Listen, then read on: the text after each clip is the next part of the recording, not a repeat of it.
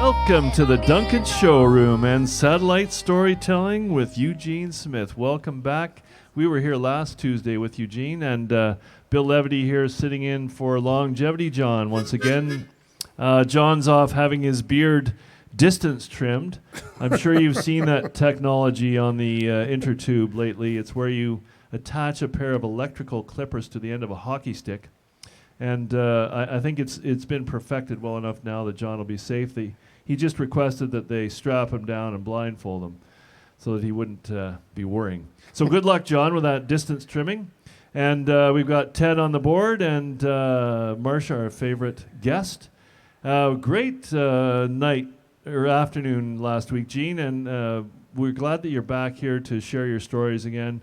We had a really nice response from people sending comments in, and certainly very happy that you're here once again. I have one long one. Oh, good, a long story.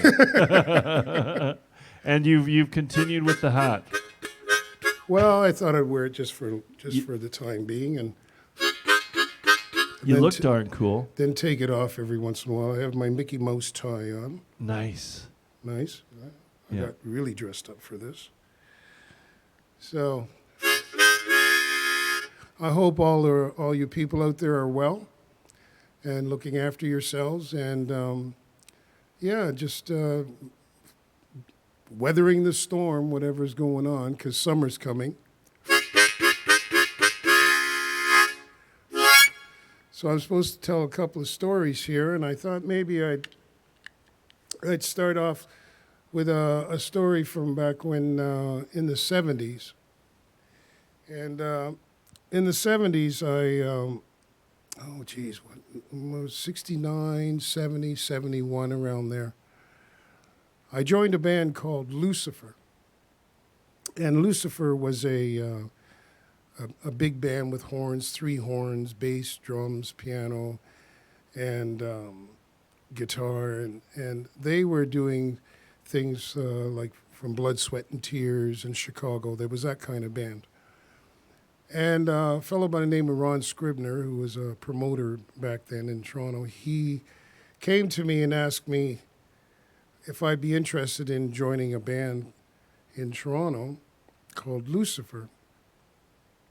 And I said I didn't know for sure, but I ended up joining them. And they didn't do any original stuff. They were doing mostly, like I say, cover tunes, playing in universities and colleges and that around Ontario.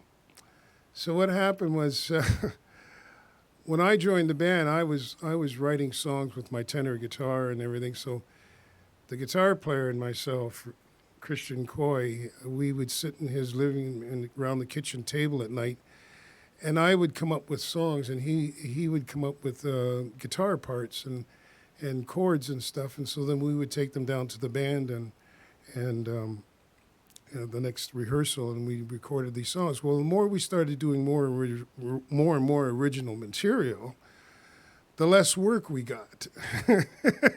So we just thought it seemed like the band wasn't making as much money anymore. So then one day Ron Scribner came to us and said that he had an offer, 2 offers. One was that the band could record with Apple Records, with the Beatles, or we could go with Holland, Dozier, and Holland in Detroit City. And it turned out that we ended up going with Holland, Dozier, and Holland, Invictus Records. And Holland, Dozier, and Holland were the 3 writers for Motown when Berry Gordy started Motown. They wrote most of the songs that you hear on the on records, and well, you still hear them today. So we signed a contract for 7 years with Invictus Records. Well, we had to drive down to Detroit to record, and this was a time when Detroit was in total lockdown during the night. Like it was really busy downtown in the city during the day, but at nighttime it was like a ghost town. And people would go home and lock their doors and pull down their blinds. And the riots had happened, and it was murder capital #1. And so there we were in Detroit recording, trying to record this album. Anyways, we recorded the album, but it took us 4 years to get the album completed because Holland Dozier and Holland had a formula. And this formula was who's sleeping in my bed while I'm out of town and blah, blah, blah, and that funky beat and everything, which is great. But this was their formula of songs. And we were coming along with, Mother Nature and I had a song that I took off of 78 called Don't Roll Those Bloodshot Eyes at Me. And it was, it had been a big hit back in my uncle's day. And so anyways, we recorded that song and we kept telling them to release that song off the album and it would sell the album, but they wouldn't do it. They took our songs and added their own horn beats to it and everything. Anyways, they messed it up somewhat. They just didn't understand a band from Canada. They just didn't. And later on, I found out that they wanted me more than they wanted the band. And at that time, Frida Payne, Glass House, chairman of the board, were part of the roster. There were others that I can't remember right now. Harrison Kennedy was down there at that time. He was part of chairman of the board. And anyways, hey, Harry, how are you doing? Anyways, we had to have a meeting one day, and we were waiting and waiting and waiting in the outer office for our meeting. And finally, I just got really upset, and I got up and I walked past the receptionist, and she said, "Where are you going?" I said, "I'm going into the inner office. We're supposed to have a meeting, and it hasn't happened. We're 45 minutes, and nothing's going on. And there's the president's door, the vice president, and the junior this and whatever." And I just went into every door and just knocked on every door and said, "We're having a meeting over here right now." I was so upset. And when I opened up the president's door, there was Brian Holland and Eddie Holland. Eddie was on the piano, I believe, like pretending he was writing a song or something or doing whatever.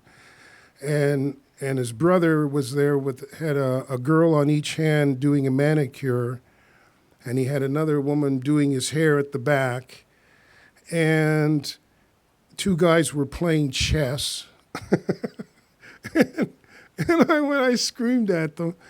And I said, I want you guys over here now in this other room. And I shut the door. And finally they came in and they brought a tape recorder, a little tape recorder. And I said, no, we're not taping this. Well, from then on, the two brothers, Eddie and Brian Holland, they thought I was crazy. And so they brought in a mediator to make sure that everything would be okay, because they couldn't talk to me. There was no way they could talk to me.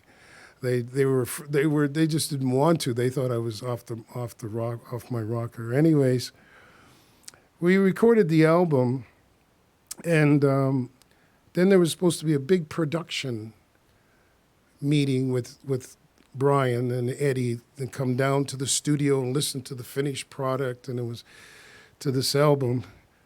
And when we put on the album in the studio, and the phone rang, and they got up and walked out and didn't come back until the album was over, and then they walked in the room and said they didn't like it all that much. I went berserk again. How can you tell us that you don't like the album? You weren't even in the room. And so they just turned around and walked out. So anyways, as the story goes, we go back to Toronto. The band, it was like, this is like going into the fourth year of going back and forth and staying in Detroit for 2 weeks at a time. Eugene, we get this phone call. I get this phone call. Eugene, you got to come down here. We got to get the band back together. We got a hit. You got yourself a hit. And what they did was they released Don't Roll Those Bloodshot Eyes at Me. They took a chance.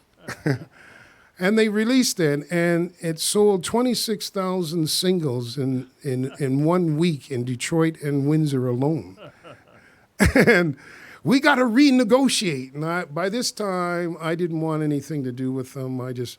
So they sent up the vice president, Clarence Tucker, and they sent him and his family up. Well, I meet them at the airport, and next thing you know, I got to chauffeur them around Toronto, and I become like their tour guide before we even got to the meeting. And so we did that. That was okay. It was fine. I took them to the zoo and the museum and wherever, down to the lakefront. I took them wherever I could. And so then we have this meeting. And so I realized that that in order to get out of this contract, it meant money. That's all they thought about was the money. That's, dollars and cents. So each guy in the band, there were like 10 of us, and so Clarence, we're all sitting around in the park on the grass there, and so he asked each person in the band how much money they needed to get back into the fold to get this thing going again. And one guy said $300, one guy said $200, one guy said $125, and then he came around to me.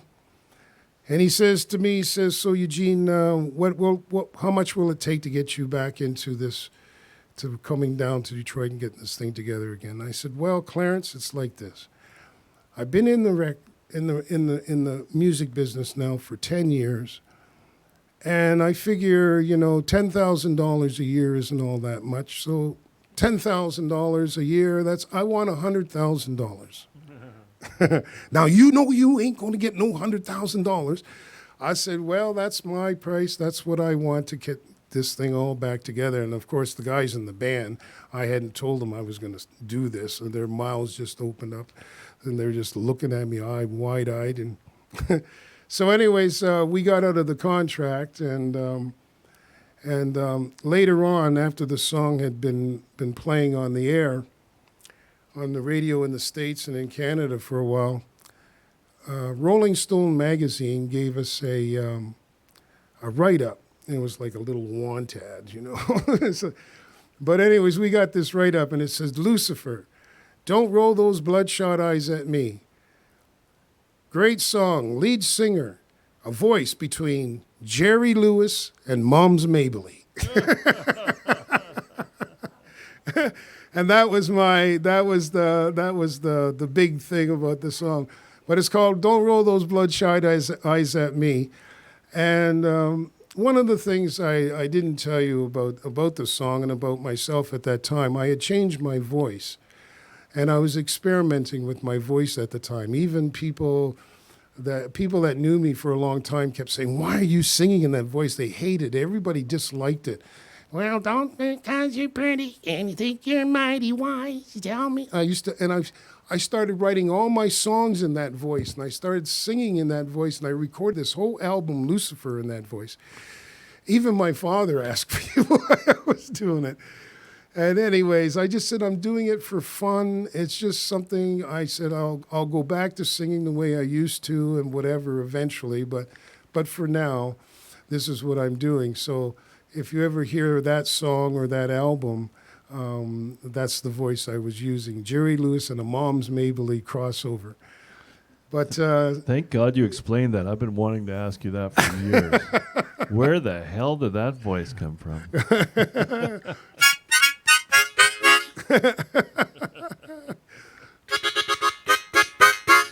So that's story number one. The band broke up after a while. I kept the rhythm section together for a while, and we played different places for a while, and then it kind of just disbanded. But it was a lot of fun playing with that band, and I believe they're still out there. Bobby Washington, he's gone, and David Dobbs is out there, and John Fontley, Christian Coy, Voopy, Paul Beadham, Bob Cove. All right, John Fontley. All right, you guys. Whew, I remember. Okay, so what else is going on over there? I'm talking to you. Over there, talking to me, young fella? Yeah. So what year are we talking when that it was contract? 69, 70. So, well, the record came out in 71, so 71. so 68 to 71, around there, 71, yeah. And you're still a pretty young fellow by then. Oh, yeah. Oh, yeah. And Oh, yeah. we won't go into how dynamic your charisma was with the ladies, but that goes without saying. So what was the next step after that, after the album? After the album, well, I just kind of meandered around. I didn't do very much. I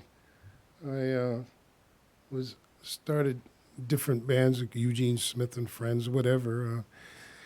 Right, you and had gone back to your real name by then. no, well, I'm leading up to that, Bill. Oh, sorry. Actually, no, that's okay. What happened was, I ended up moving out to BC, and The first West Coast period. this is my first West Coast period. I moved out to BC, and I was living in Port Moody, and nobody knew my name then, like as Jay Smith, and nobody knew Eugene Smith. So I just used to introduce myself as Eugene Smith whenever I met somebody or was going to play a gig or whatever. And I was living in a house in Port Moody with, about maybe 4 or 5 other people who were part of the first recycling operation. It was a pilot project, and it was we picked up glass, tin, and paper, and it was a pilot project for recycling in BC, and this was in the early 70s.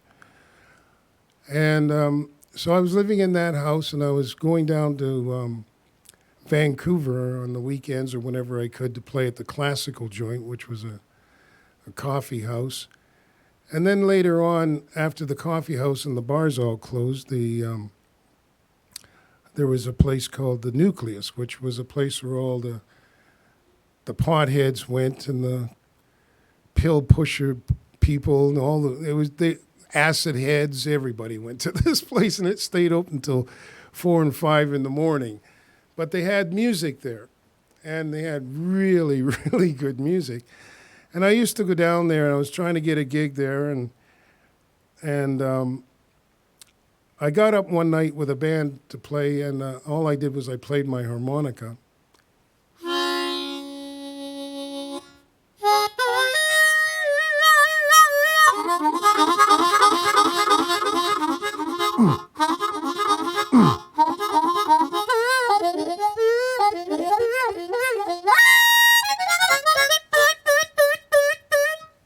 Something like that. And after I finished, because I'd been telling the club owner that I could play solo, because I was just trying to get a solo gig. I'd never played solo in my life. But and so he come running up to me, says, Eugene, he says, can you play with the same intensity as a solo performer like you just played with your harmonica? I said, oh, yeah, no problem, So he says, okay, he says, I want you to play back-to-back for 2 weeks and open up for Lenny Breau.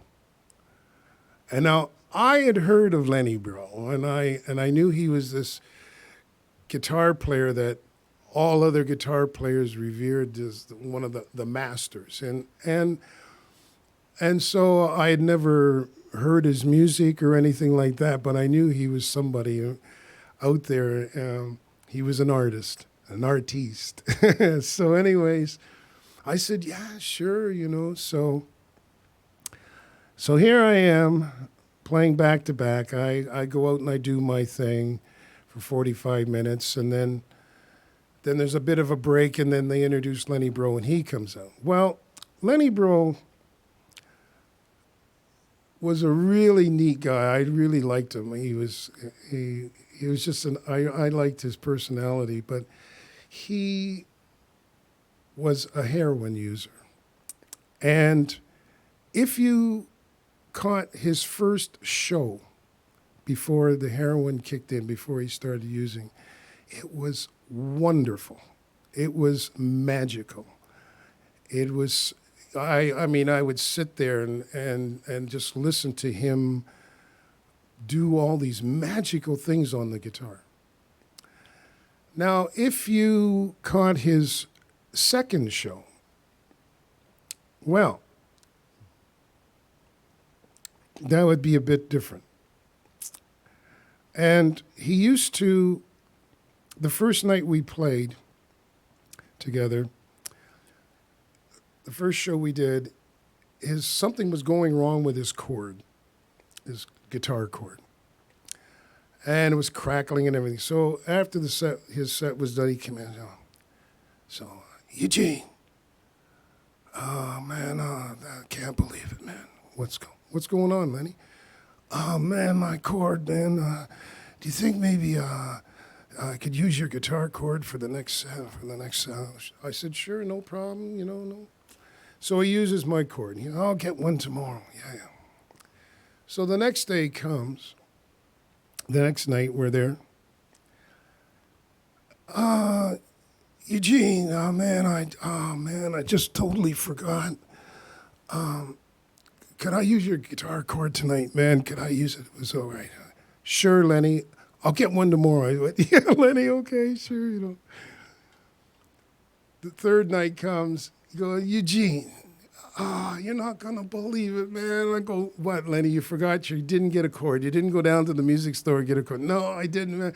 So I said, here, Lenny, this is your cord, a present from me to you. I said, I'll get one tomorrow. Don't worry. I got another one at home. No problem. So, thanks, man. Thanks.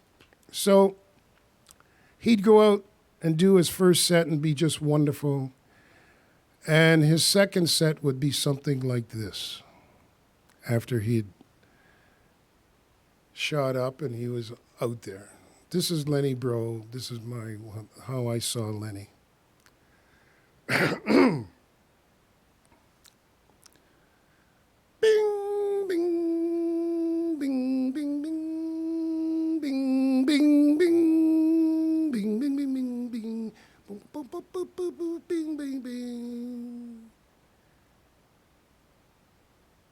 And now, ladies and gentlemen, I'd like to do a song for you that's really dear to my heart. Bing, bing, bing, bing, bing, bing, bing, bing. And it goes something like this. Tell me why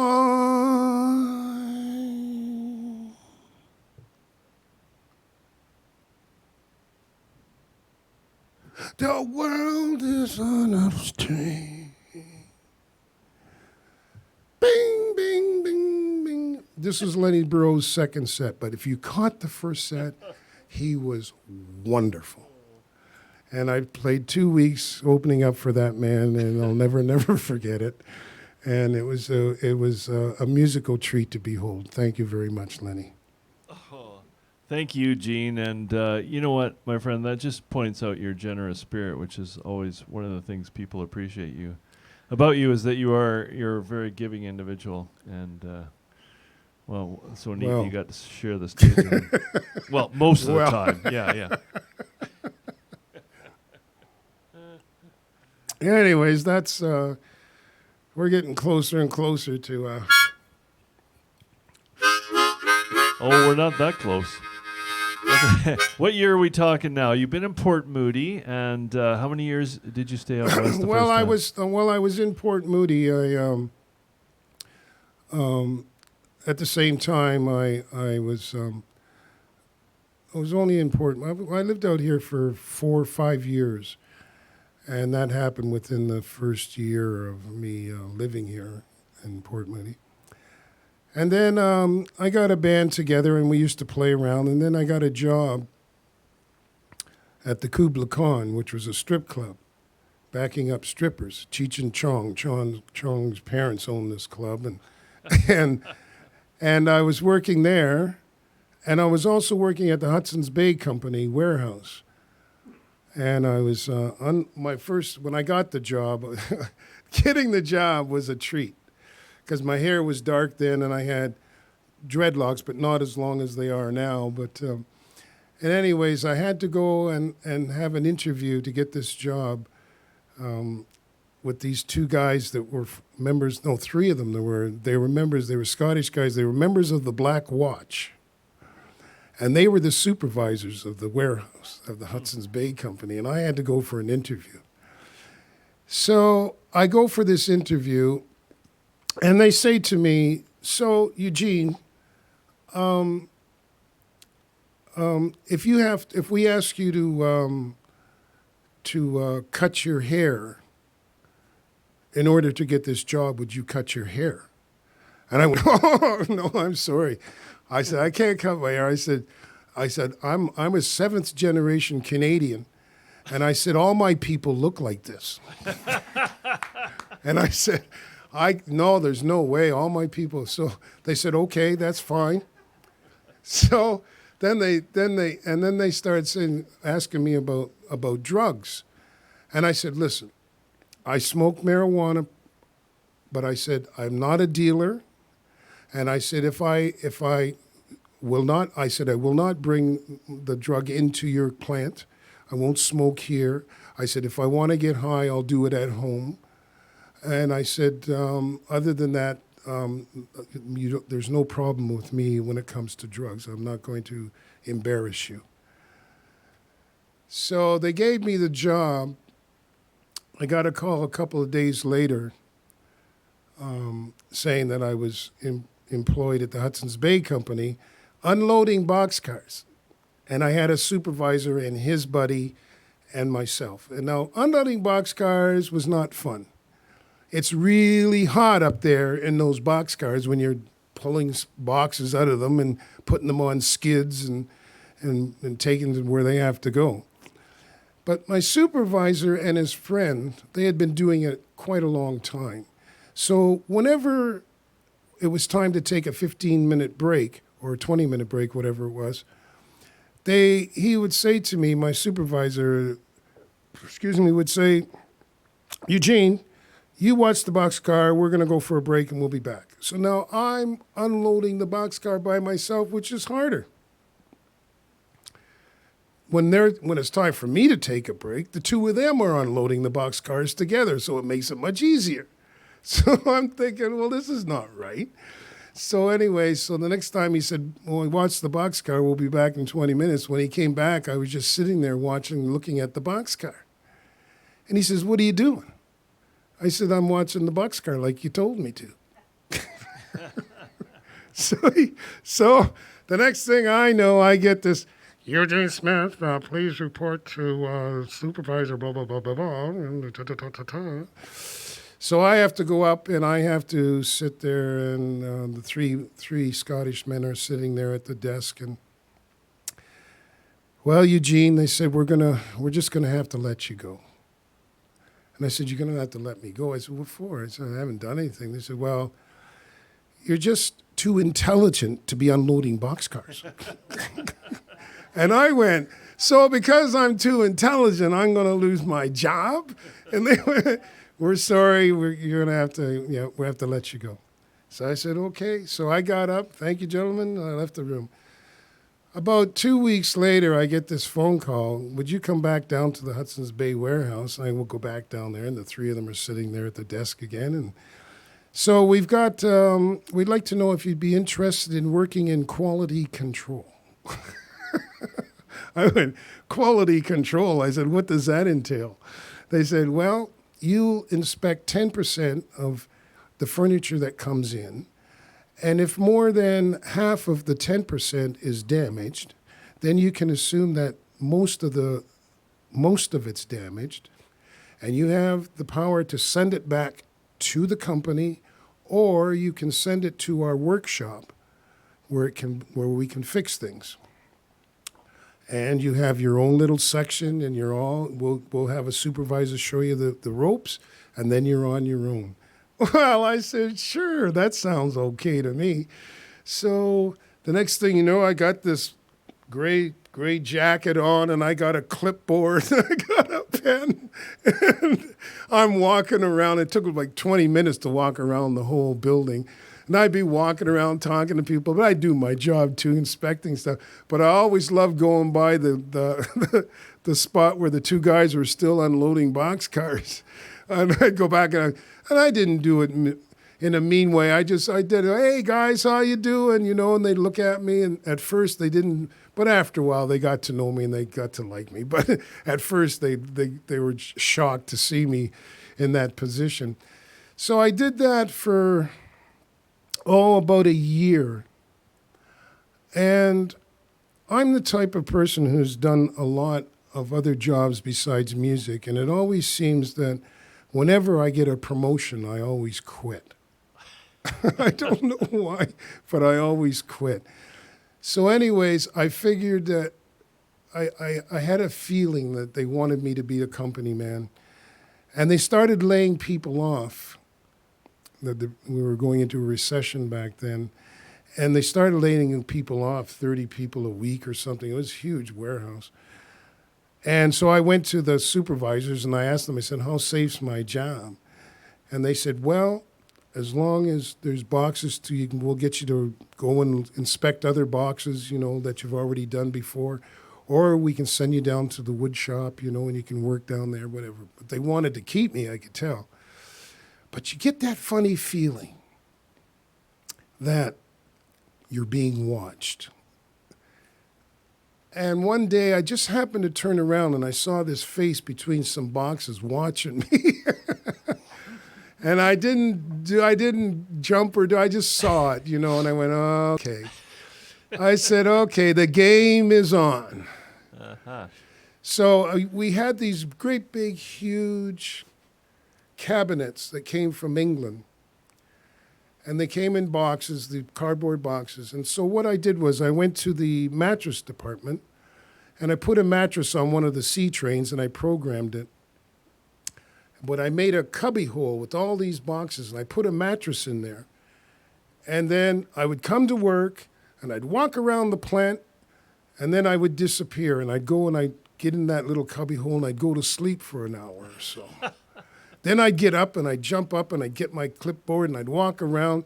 I'd go up to the room where the coffee was and I'd sit there and then oh man, am I retired today? Boom, boom, boom, boom, boom. It worked for a while. They out of sight, out of mind, I thought, and it did work. And then they decided to send me to the wood shop, so I worked there for a while, and then finally they decided to lay me off. And we were laid off for a while, and I decided, when they decided to call me back to go and work in quality control, I had decided that it was too much. I was playing at night in the strip club, backing up starlets. Well, they thought they were starlets. They were, oh my God, they drive you nuts. Anyways, could you please play something with the beat? Stuff like this. It's too fast. It's too slow. Anyways, it was fun though in a way. So I was playing there at night and working at the Hudson's Bay Company in the daytime, and I just didn't have any juice left, and I wasn't writing any more songs, and the music I wasn't enjoying. So I went to the Hudson's Bay Company and I gave my 2 weeks notice. And that Monday, which was because the strip club was 6 nights a week, went down on Monday night and gave my 2 weeks notice there. And I said to the guys in the band, you can come with me if you want, but I'm out of here. And I left and I been playing music. I went home and had a long talk with myself with a bottle of brandy and a couple of BC Buds. And I've been playing music ever since. So, it's been an experience. So, folks, that's all I have for you this evening. I hope I was able to enlighten you a little bit about me and what's going on the road sometimes and not off the road. Next week,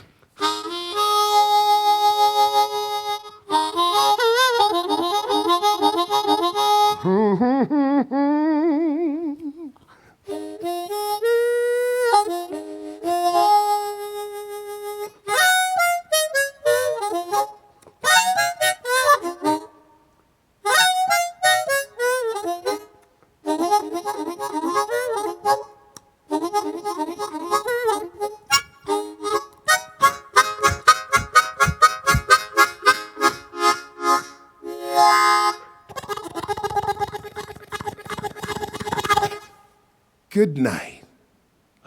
Well done, Mr. Smith.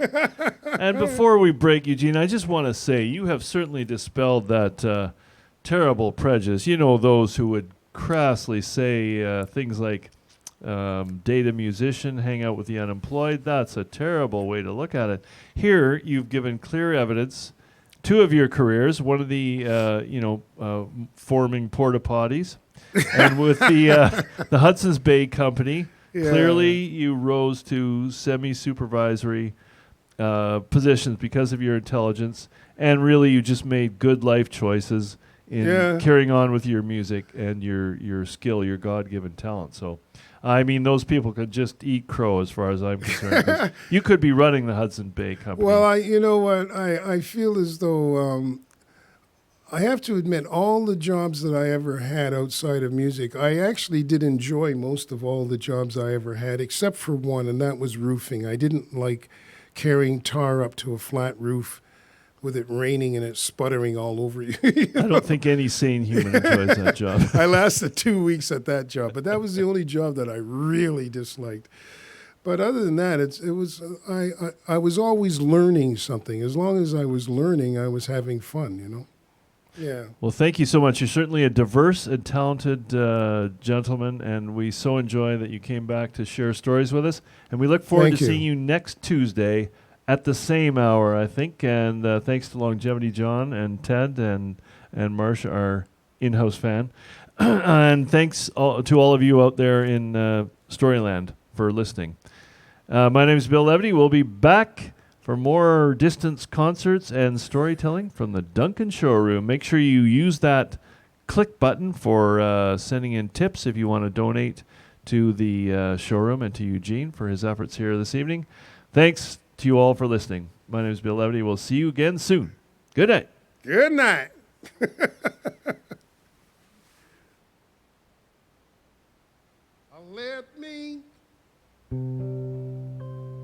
Let me wrap you in my warm and tender arms.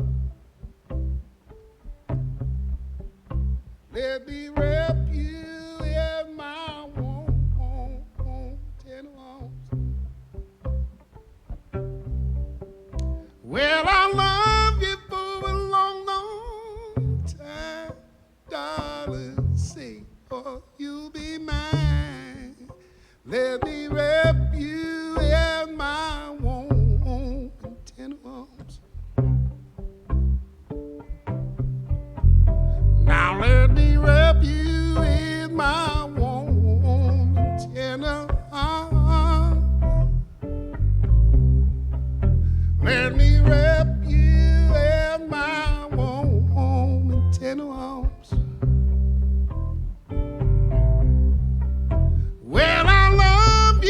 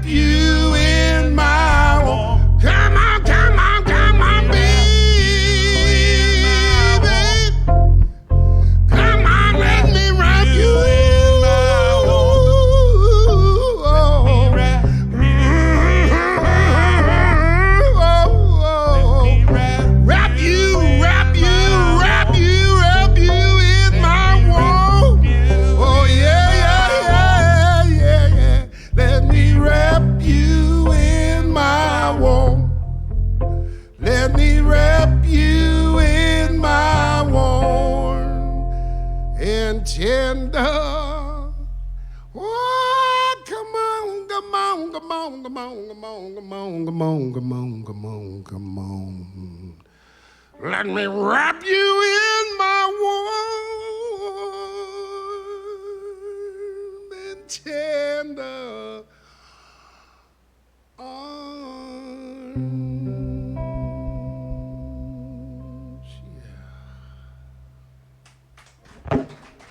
Yeah. Woo! Thank you.